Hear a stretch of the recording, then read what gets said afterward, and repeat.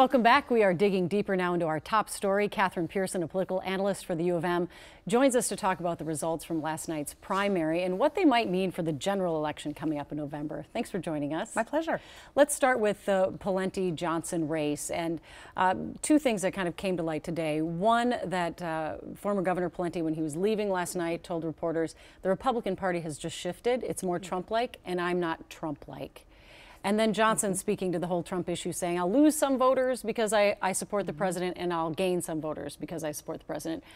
How did that play in the primaries? How will it play out in November, do you think? Well, Trump is the head of the Republican Party. He's the U.S. president, and so he is the head of the party. Even though, of course, it was a very contentious nominating contest for him, he's now the head of the party. And so Trump did very well in Minnesota in 2016, far better than Republican candidates had in previous elections, coming only a percentage point and a half from beating Hillary Clinton here in Minnesota. And so it is Trump's party, and that will both help and hurt Johnson. So I think his sort of close association with Trump was helpful in the primary.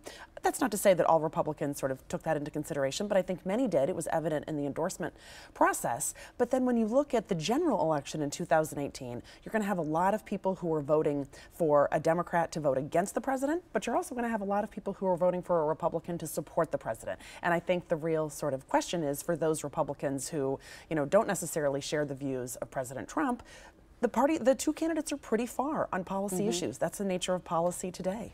And we were talking in the break about getting the endorsement of the party. Right. It didn't seem to matter nearly as much on the DFL side as it did on the Republican side.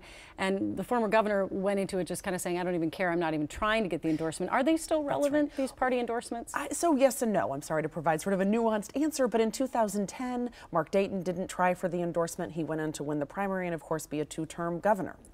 Erin Murphy did get the party endorsement, and it probably did give her a boost, but ultimately not enough to be victorious, as the other candidates did not abide by the party endorsement. But I think it did really matter for Hennepin County Commissioner Jeff Johnson. I think the convention itself showed the great enthusiasm for him among the Republican base, and then he didn't raise a lot of money. And so the endorsement really helped him on the ground fighting in this primary. What do you think happened with former Governor Pawlenty? He had so much money, so much name recognition. What happened? I think he didn't engage and he didn't meet enough voters. He didn't take advantage of opportunities to debate, sort of going into the race as the presumed frontrunner with more money, more name recognition. He sort of pursued a strategy of trying to ignore Johnson in hopes that, that way focus wouldn't be on him. But I think that really backfired.